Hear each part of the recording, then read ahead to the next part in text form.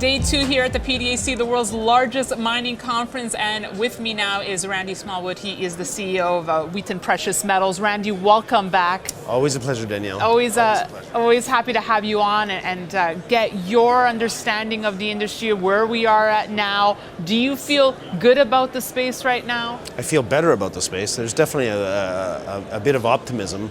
I don't think we've seen it quite reflected in equity prices yet, and I think that's why there's so much going on in the space. But there's definitely a bit more interest in especially the precious metal space, but even across the base metals, a bit more interest. So definitely a bit more optimistic. When we speak about that interest, how much of that is owed to the fact that we're seeing much more consolidation in the space? Obviously, we were both at the BMO conference. Big news there. Barrick's bid for Newmont.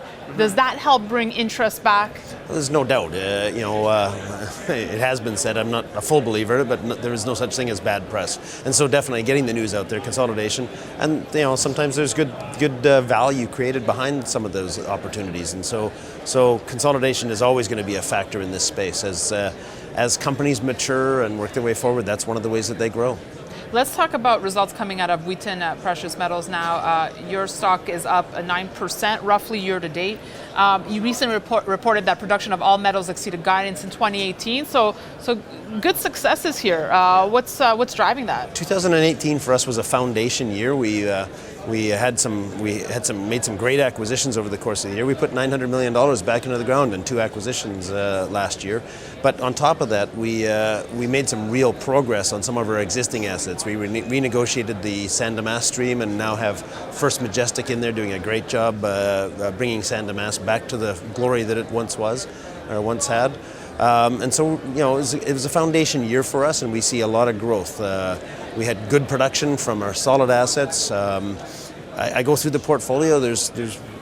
We don't see any risks. We've, everything's got growth in front of it. We're going to be probably a 10% growth rate over the next few years. So yeah, it was just a good year, good production from all of our key assets all the way through. And Randy, one of really the big hurdles that you've overcome is settling your issues with the CRA.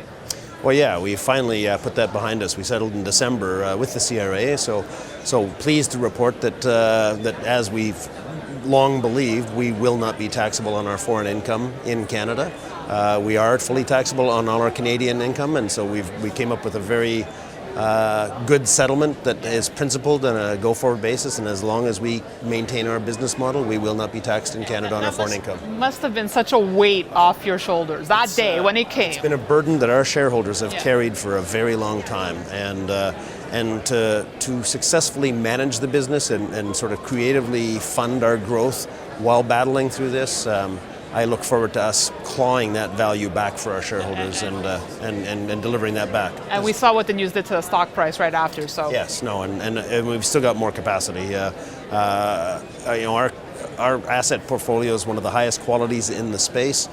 We should trade at equal premiums or equal multiples to our partners and to our peers, and so all sorts of opportunity there. Now you're involved in both gold and silver. Mm-hmm. What are your thoughts on the silver-gold ratio staying near this historically high 85? Yeah, I don't think it can last very long.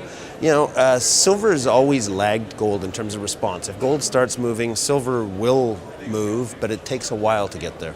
And so, to be honest, I think there's better fundamentals behind silver than gold, just because of the increase, the industrial demand, the high efficiency electronics that we all demand in terms of mobility and such. Silver's going to play a role in that. It's playing an ever more increasing role all the time. And on top of that, we've hit peak silver a long time ago, in terms of production. So we've got declining overall production worldwide combined with increasing industrial demand. It's a better fundamental argument. That being said, the silver market is so small relative to the gold market, and we are now a gold company. We produce more revenue from gold than we do silver, but we did diversify last year. We now have a good palladium stream on the Stillwater mine, and in 2021 we'll start getting a little bit of cobalt. So you feel we've hit peak silver. What about peak gold? I know there's different. Yeah, it's interesting because there is a lot of high-grade waste out there that, with a bit of a movement in the gold price, will become low-grade ore.